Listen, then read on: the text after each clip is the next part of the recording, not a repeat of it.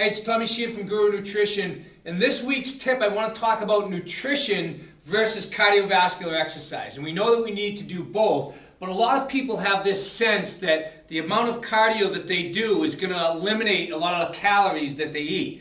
And I'll give you an example. If you ever go to the gym, a lot of times we see people that obviously need to lose a lot of weight, but they work real hard on the cardio and it looks like they burn a ton of calories. I've seen people that leave puddles on the floor because they sweat so much.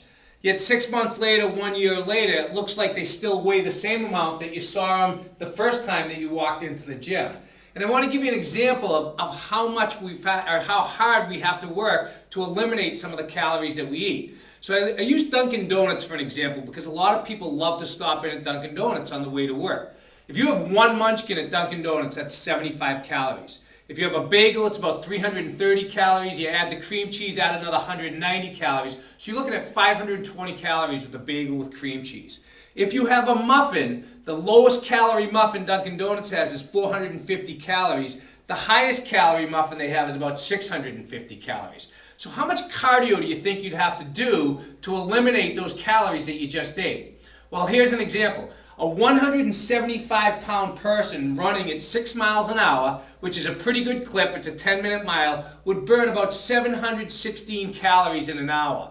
A 130-pound person running at 6 miles an hour, again, a 10-minute mile, pretty good clip, would burn about 531 calories. So think about that. You gotta run hard for 1 hour to eliminate that bagel and cream cheese or that muffin that you just ate.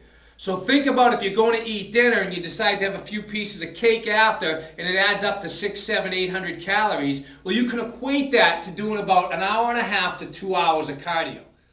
So what do I expect you to get from this video?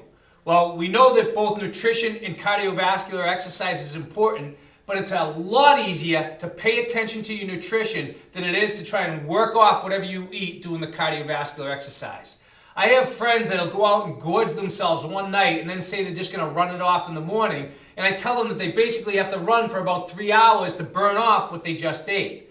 So if you pay attention to what you eat good foods, and you understand that eating 500, 600, 700 calories is going to equal running hard for an hour the next day, you might think twice about it and figure that, hey, guess what? It's a lot easier to maybe refrain from eating that, still do your cardio the next day, and then enjoy the benefit of burning off those extra 500 or 600 calories that you just did with the cardio.